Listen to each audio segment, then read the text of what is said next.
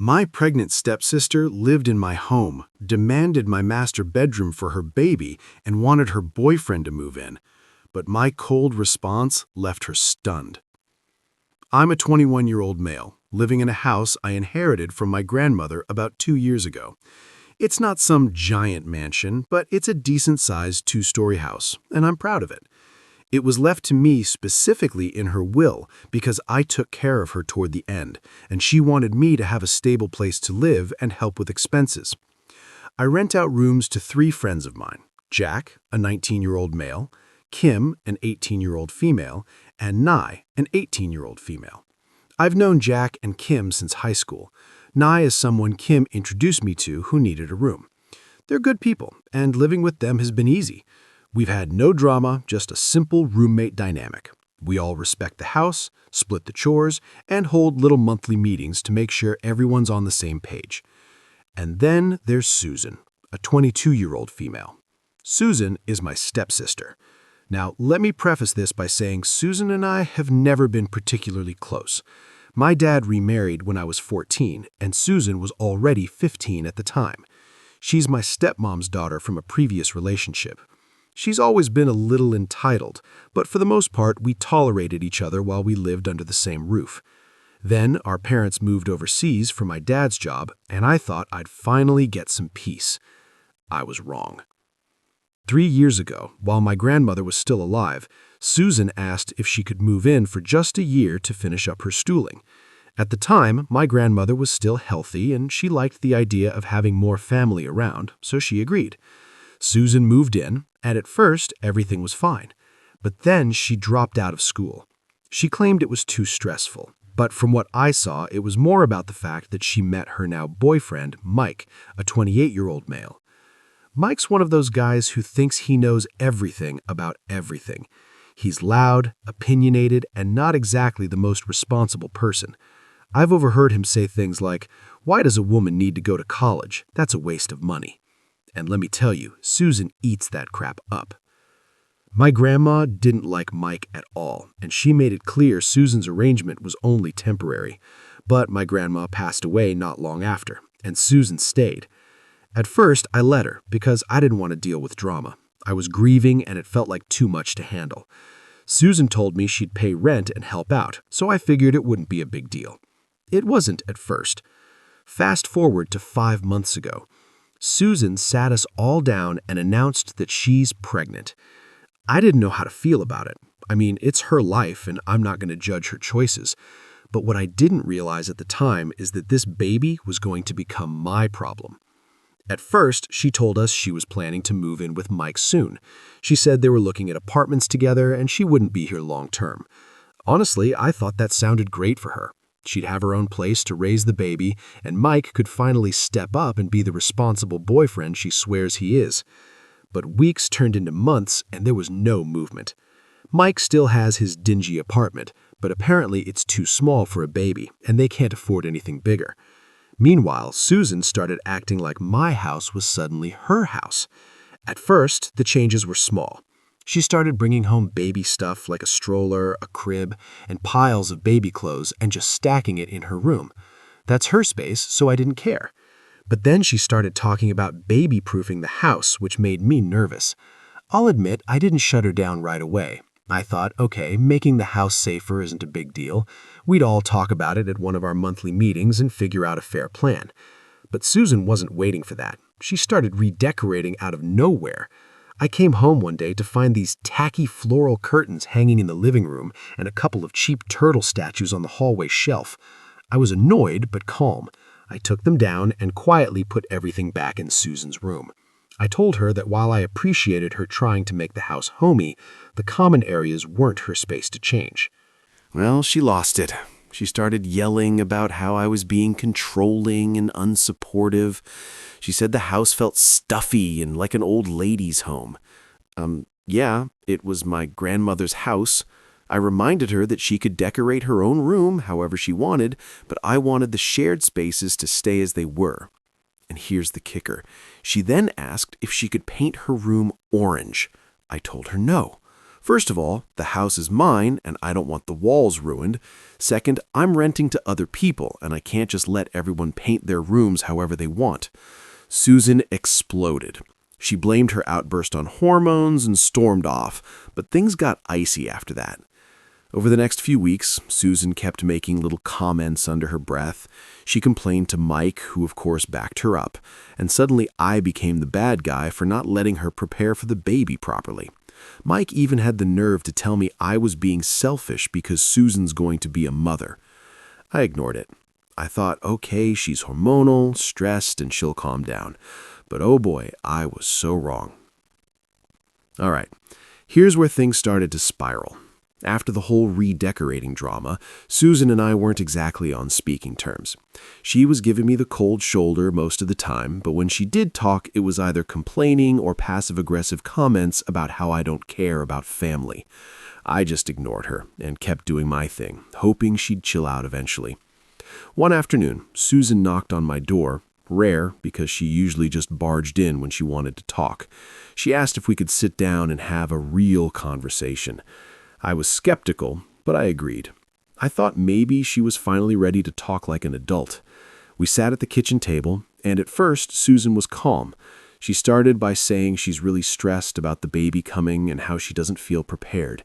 She mentioned how hard it's been to find an apartment with Mike and how the rent in our area is ridiculous.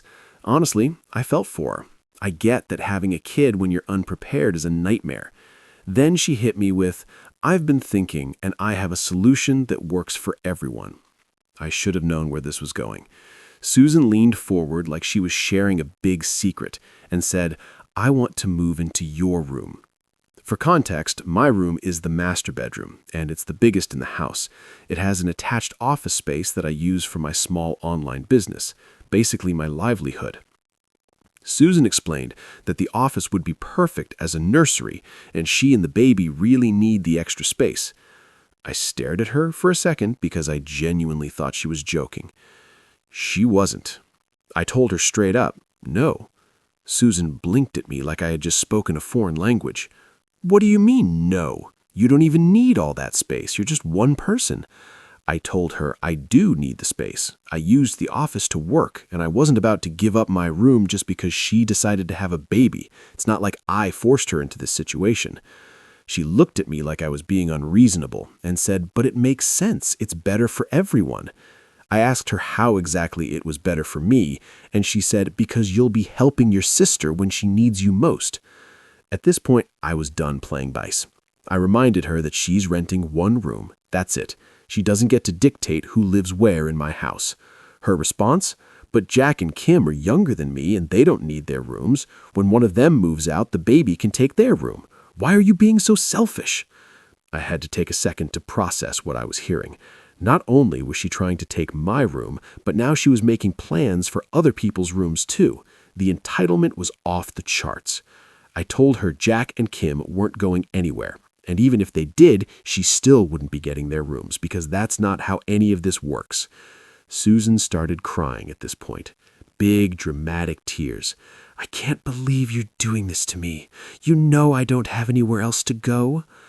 I reminded her that she and Mike were already looking for an apartment, and if Mike cared so much about her and the baby, he should be the one making sacrifices, not me. That's when she lost it. She started yelling, saying I was heartless and selfish for not helping my family in a time of need. She accused me of prioritizing strangers, Jack and Kim, over my own stepsister. I stayed calm and told her I wasn't going to let her guilt me into doing something I didn't want to do. I told her this house was my home, and if she didn't like the arrangement, she could find somewhere else to live. That's when she dropped her trump card, our parents. She got up, wiped her face, and said, Fine, I'll talk to Dad and Mom. I'm sure they'll agree that you're being completely unreasonable. I didn't respond. I just let her storm off and slam the door to her room. A few hours later, my phone started blowing up. My dad was calling, my stepmom was texting, and both of them were clearly on Susan's side. I finally picked up when my dad called for the third time. Your sister called us in tears, he started. Why are you being so cruel to her? I tried to explain the situation calmly. I told him that Susan wanted to take my room, that she was acting like the house belonged to her, and that Mike moving in wasn't an option because of how disrespectful he's been in the past. But my dad wasn't having it. "She's pregnant, son. She's vulnerable right now. Can't you just help her out? You don't need all that space. It's not a big deal." At this point, I was getting frustrated. I reminded him that this is my house and Susan has no right to make demands. I also told him that letting Mike move in would only create more problems. My dad just sighed and said, "Family comes first, always. You're her brother. You need to do the right thing." That phrase, "the right thing," pissed me off. I asked him why it's always my responsibility to clean up Susan's mess. She chose to get pregnant. She's choosing to stay here instead of figuring out a real solution. Why is that my problem? My dad got quiet for a second and then said, "I'm disappointed in you." That stung, I'm not going to lie, but I stood my ground. I told Susan wasn't getting my room, and if she and Mike didn't like the living situation, they could figure something else out. I hung up before he could respond. After that call, I felt drained. My parents were completely on Susan's side, and I knew she'd be using that as ammo. She didn't say a word to me for the rest of the night, but I could hear her talking to Mike on the phone, probably trashing me. The next morning, I found a note taped to my door. It said, "I hope you're happy. Mom and Dad agree that you're a selfish jerk. I'll be talking to a lawyer about my rights to live here." A lawyer? Seriously? I knew Susan was dramatic, but this was a new level. At that point, I decided I needed to get ahead of this.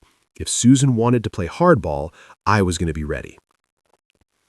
After Susan's dramatic threat about talking to a lawyer, I knew I couldn't just sit around and wait for her to pull something. I'm not a lawyer, but I'm not dumb either. This is my house legally, and she has no claim to it. Still, I wanted to cover all my bases before things got worse, because I knew Susan wasn't going to let this go quietly. I called my uncle, who's pretty level-headed about these kinds of things.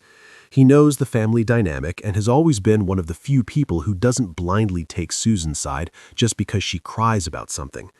Luckily for me, my uncle has a close friend who works in property law, so we set up a meeting for the next day. I also brought Jack and Kim with me for moral support because they've been living through this chaos too. The lawyer was an older guy who looked like he'd seen it all. After I explained the situation, how Susan's living here month to month, her wanting my master bedroom, her threats, and everything else, he kind of just sat back and said, "You've got nothing to worry about." He laid it all out clearly for me. Susan has no legal claim to the house. It's mine. She's living here month to month, which means I can give her proper notice to move out at any time. She doesn't have a written lease, and verbal agreements can only go so far in court. The lawyer also said that while I couldn't evict her on the grounds of being pregnant, which I would never do anyway because I'm not a monster, I could evict her for breaking house rules, and boy did she break them. Here's where things got interesting. Jack and Kim finally opened up about things Susan had been doing behind my back. They didn't want to stir the pot before, but now that the situation had escalated, they felt like I needed to know.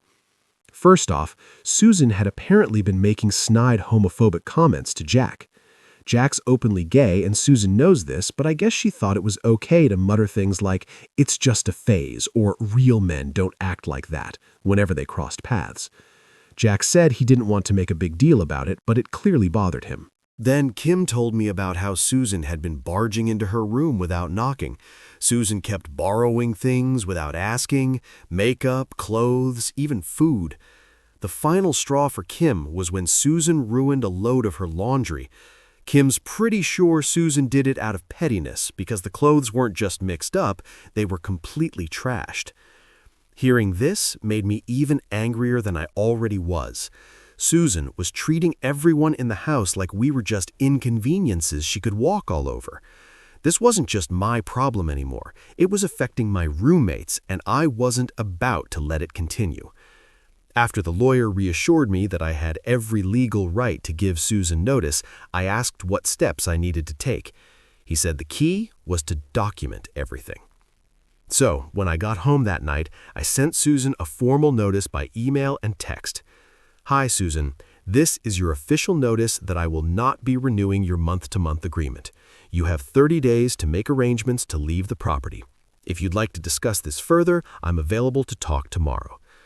I wasn't trying to be rude or antagonistic, I just wanted it to be clear and professional. Next, I called the locksmith. I had already been planning to change the locks for unrelated reasons. There's some old baggage with an ex who still had a key, so I figured it was a good time to just lock everything down and make the house more secure. The locksmith came that same evening and replaced all the locks on the front door and bedroom doors. I also had a lock added to the living room door and garage because I wasn't about to let Susan or Mike snoop around where they didn't belong. The kitchen, bathroom, and Susan's room were left accessible to her because that's all her agreement entitles her to. Just to cover myself, I texted Susan one more time. "Hi, the locks have been changed for security reasons. Your key is available for pickup. Let me know when you'll come by and I'll make sure you get it." No response that night. Susan didn't come home. I knew she was with Mike. Honestly, I was relieved. I didn't want to deal with her storming into the house and throwing another tantrum. What I did get, though, was another call from my dad. "Why are you locking your sister out of her home? Do you realize how cruel you're being?" I calmly explained to him that Susan wasn't locked out. Her key was ready for her to pick up, and I had texted her multiple times about it. My dad didn't seem to care about that part. "She's pregnant, for God's sake. How can you be so heartless to your family?" At this point, I was done arguing. I told him, "Susan has 30 days to find somewhere else to go. I've been more than reasonable. She's broken house rules, disrespected me and my roommates, and made living here miserable. I'm not going to let her take over my house just because she thinks she can guilt me into it." My dad started going on about how family comes first and how disappointed he was in me, but I just ended the call. There was nothing left to say. It's been a day since all this went down, and Susan hasn't shown up to get her key.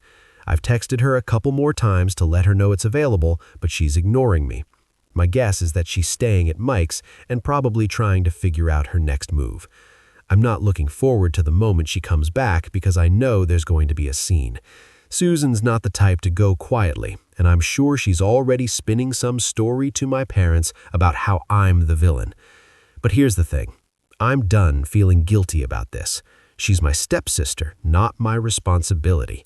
She made her choices, and I'm not about to let her steamroll me, my roommates, and my life because of those choices. I'm prepared for whatever happens next. If she wants to drag this out, I've got the lawyer's advice to back me up. If she wants to keep our parents on her side, so be it. I know I'm doing the right thing for myself and my home. It took 3 days, 3 blissful, Susan-free days where the house was peaceful and nobody had to tiptoe around her tantrums or deal with her passive-aggressive remarks. I knew it wouldn't last forever, though. Susan's not the type to let things go, and I could feel the impending storm hanging over the house like a dark cloud. In the evening of the 3rd day, I was in the living room with Jack and Kim watching TV when we heard Susan's car pull into the driveway. The 3 of us exchanged looks because we all knew exactly what was coming. The front door rattled, and then there was a loud, frustrated pounding. "Are you serious? You changed the locks? Let me in!" Susan's voice was loud enough to wake the entire neighborhood. I grabbed her new key, walked to the door, and opened it to find Susan standing there with Mike behind her, looking smug as always. Susan looked furious. Her face was flushed, her eyes were red, and she was holding her stomach dramatically like she was trying to emphasize her pregnancy. "Here's your pee," I said, as calmly as I could, holding it out to her. She snatched it out of my hand and shoved past me into the house. Mike tried to follow, but I stepped in front of him. "Where do you think you're going?" I asked. "Into the house," he said, his tone casual, like he owned the place. "No, you're not welcome here," I said firmly. "This is still my house, and you—" "Oh my God, you're being ridiculous," Susan interrupted. "He's here to help me carry my stuff upstairs. You're going to make a pregnant woman do it herself?" Jack and Kim were watching from the living room, and I could feel their silent support. I wasn't about to let Mike get his foot in the door, because knowing him, he'd just stay for a few nights and never leave. "I'll help you carry your things," I told her, ignoring Mike completely. Susan groaned dramatically. "You're being impossible. This is our house, too, you know." "No," I repeated, trying not to lose my cool. "It's my house. You rent a room here. You don't get to bring your boyfriend in whenever you want, and you don't get to call the shots." Susan turned back to Mike and waved him off. "Fine, just wait in the car. I'll deal with this." Mike muttered something under his breath, probably an insult, but he left. Susan stomped up the stairs to her room, and I followed, ready to carry her stuff so we could avoid another argument. Once we got into her room, it became obvious what she'd been doing the past few days. The place was crammed with baby supplies, bags of diapers, a crib still in its box, baby clothes, blankets, bottles. Half of it wasn't even unpacked. I couldn't help myself. "You bought all this stuff, but you still haven't found somewhere to live?" Susan ignored me and dropped into her chair. "Mike and I are still looking. It's not easy finding a place that's affordable and big enough for the baby." I took a deep breath because I knew where this was going. "Susan, you have 30 days. I gave you notice. You're going to have to figure this out." She stared at me, her expression going cold. "Do you know how much of a jerk you're being? You have plenty of room here. I'm family, I'm pregnant, and instead of helping me, you're kicking me out onto the street." "You're not being kicked out," I said, trying to keep my voice even. "You've had plenty of time to figure this out, and instead of doing that, you've been arguing with me about paint colors and decorations. I'm not responsible for fixing this for you." Susan stood up, and I swear I thought she was going to throw something. "You don't even need this house. You're just one person. Grandma wouldn't want you to throw me out like this." At that, I lost it a little. "Don't bring Grandma into this. You know she didn't want Mike here. She didn't let you redecorate when she was alive. So don't act like I'm being unreasonable. You've taken advantage of every ounce of kindness I've shown you, and I'm done." Susan started crying, full-on sobbing as she sat back down. "I can't believe you're treating me like this. I'm pregnant. What kind of brother does this to his sister?" The crying wasn't working this time. I was done feeling guilty. "You have 30 days, I repeated. "If you need help moving your stuff out, I'll help you, but you're not staying here, and Mike is never moving in." Susan didn't respond, but she spent the rest of the evening slamming doors and stomping around the house. Mike came back later to pick her up, and they left without another word. I could tell she was plotting something, because Susan's the type who doesn't go down without a fight. Later that night, my dad called. "Susan told me what happened," he said, his tone accusatory. Of course she'd called him. I wasn't even surprised. "Did she tell you the part where she's been breaking house rules, treating Jack and Kim like crap, and demanding my room? Or did she leave that out?" My dad sighed. "She's stressed, son. She's pregnant, and you need to be more understanding. You're throwing her out when she has nowhere else to go." "I gave her 30 days notice," I said as calmly as I could. "She's had plenty of time to figure this out. She's not my responsibility. She's an adult, and so is Mike. They can sort this out together." "She's your family," he shot back. "You're supposed to help your family." "I've been helping her for years," I said. "This house is mine, and I'm not letting her take advantage of me anymore." We went back and forth for a while, but it was clear my dad wasn't listening to me. He ended the call by saying he was disappointed and that I was acting selfish. I hung up and sat in silence for a while, trying to process everything. After Susan's dramatic text about talking to a lawyer, I knew she wasn't bluffing about trying to make my life miserable. She's always been the type to escalate situations when she doesn't get her way, and with Mike involved, I knew things were going to get messy. 2 days passed after the last meltdown, and the house was quiet again. Too quiet. Jack, Kim, and I were all on edge, but we were trying to live our lives as normally as possible. Susan hadn't come back yet, which was fine by all of us. I figured she was still staying at Mike's and stewing about what to do next. I was wrong. On the third morning, I woke up to Jack banging on my door at 7 a.m. "Mike's here," he said, looking angry and still half asleep. "He's in the driveway and he's unloading stuff. I think he's trying to move in." At first, I thought Jack was joking because I couldn't imagine even Mike being that bold. But when I looked out the window, sure enough, there he was, dragging a mattress out of the back of his beat-up truck like he was about to set up camp. I was so stunned I almost laughed. Almost. I threw on some clothes, grabbed my phone, and stormed outside. "What the hell do you think you're doing?" I demanded as I walked up to Mike. He looked at me like I was the one who was out of line. Susan told me I could move my stuff in. You didn't seriously think you could keep me out, did you? I was so angry I felt like I could explode. First off, Susan doesn't own this house. I do. Second, you're not moving in, period. Take your stuff and leave or I'm calling the cops. Mike smirked and leaned on the mattress like he had all the time in the world. You're going to call the cops on the father of your sister's baby? Nice, real classy. I pulled out my phone right in front of him and dialed the non-emergency police number. Watch me. Mike's smirk disappeared. Okay, chill out. He threw his hands up in mock surrender. No need to get dramatic. I'll leave for now. I watched as he loaded the mattress back into his truck, all while muttering insults under his breath. Once he was done, he slammed the door to his truck, pointed a finger at me and said, "This isn't over, man. You're screwing over your own family and it's going to come back to bite you." I ignored him. I wasn't about to argue with someone who thought threatening me was a good idea. I stayed outside until he finally drove off. Jack, who'd been standing near the porch the whole time, let out a low whistle. "I didn't think he'd actually pull that," Jack said. "What was he even thinking?" Honestly, I don't think he was thinking, I replied. He probably figured he could just bully his way in, like always. About an hour later, Susan texted me, "What the hell is wrong with you? You called the police on Mike? He was just trying to help me move in." I didn't even bother to respond. Mike wasn't moving in. End of story. But Susan wasn't done. A couple of hours later, I heard her car pull up. I braced myself as she walked through the door, slamming it behind her. She was holding some papers in her hand and looked like she was ready for a fight.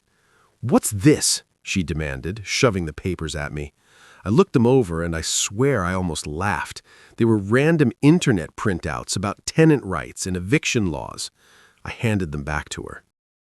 "Susan, this doesn't apply to you. I already talked to a lawyer. You're month to month. I gave you proper notice. You don't have a leg to stand on." Her face turned red. "Mike says I do have rights, and you can't just throw a pregnant woman out. I'm family, and this is our home." I had to take a deep breath to keep from yelling. "Susan, I'm done explaining this to you. You've broken house rules, disrespected me and my roommates, and now Mike's trying to move in behind my back. You have 30 days, that's it." She stared at me for a moment, her hands shaking as she crumpled the papers. "You're going to regret this.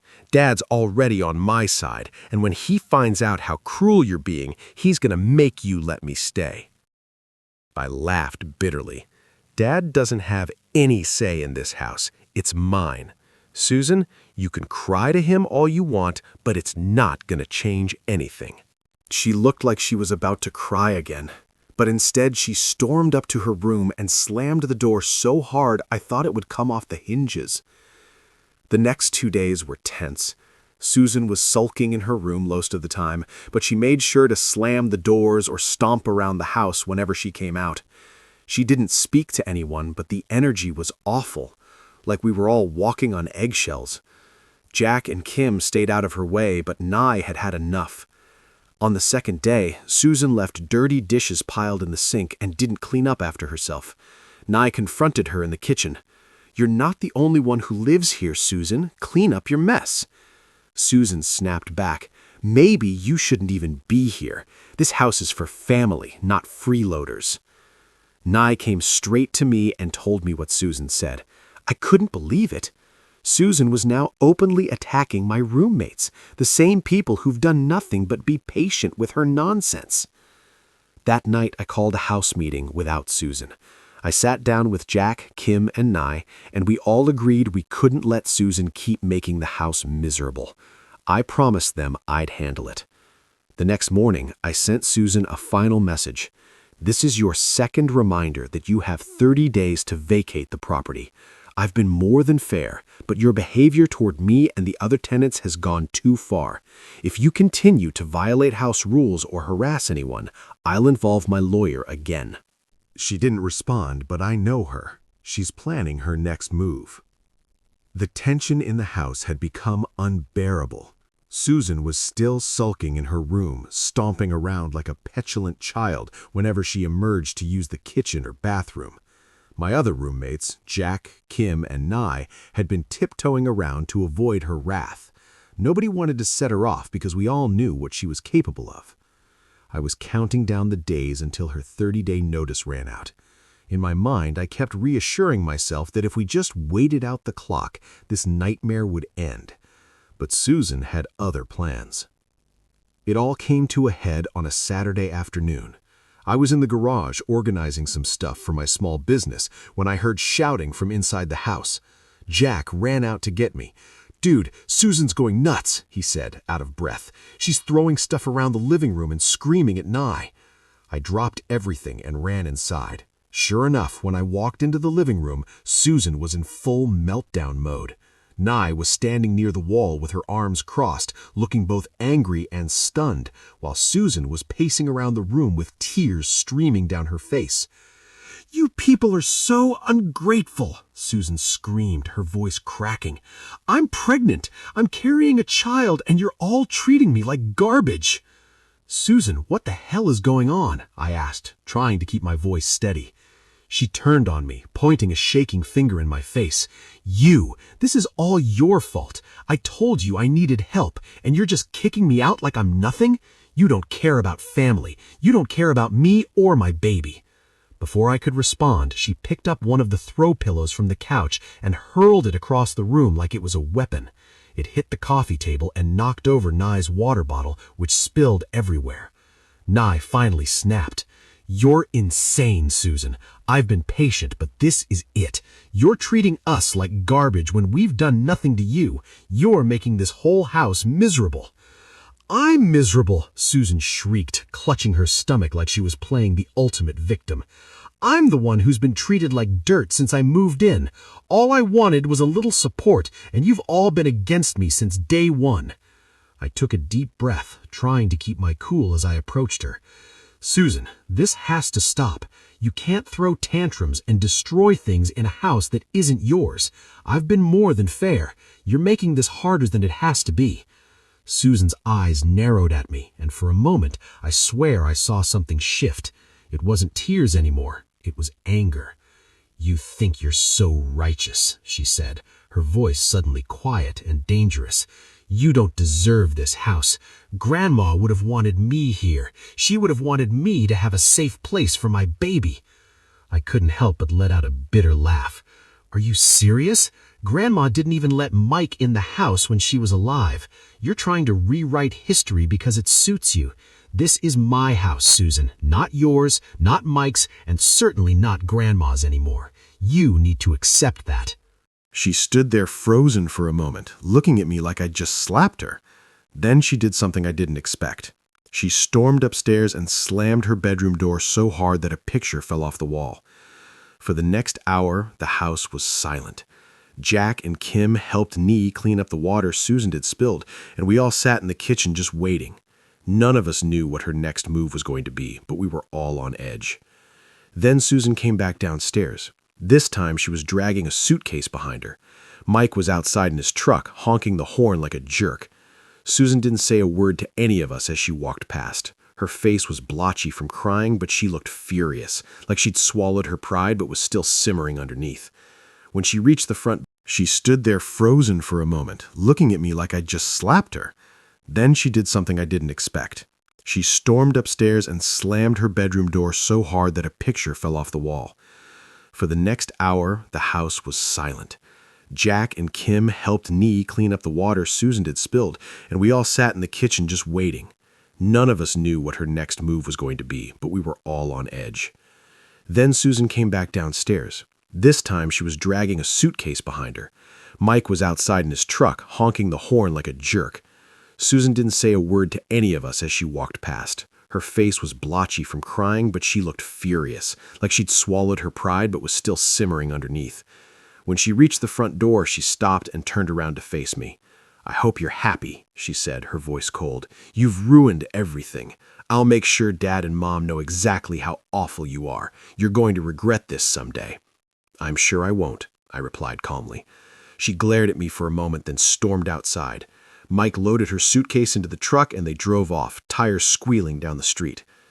The house felt eerily quiet once she was gone, like we'd all just survived a hurricane. I stood in the living room for a minute, trying to process everything. Jack came up beside me and clapped me on the shoulder. "Well, that was dramatic," he said. "Understatement of the year," Nee muttered as she joined us. "I'm just glad she's finally gone. I can't believe she threw a full tantrum like that." "I knew she'd go out with a bang," Kim added, shaking her head. "But at least it's over." And it was. For the first time in weeks, I felt like I could breathe again. Over the next few days, Susan continued to blow up my phone with angry texts and voicemails. I ignored them all. My dad called me twice to yell about how I'd abandoned my sister and acted like a monster, but I wasn't backing down. I calmly told him that Susan had made her own bed and it wasn't my responsibility to fix her problems. Eventually, the calls and messages stopped. I guess Susan realized she wasn't getting anywhere with me. With Susan gone, the atmosphere in the house completely changed.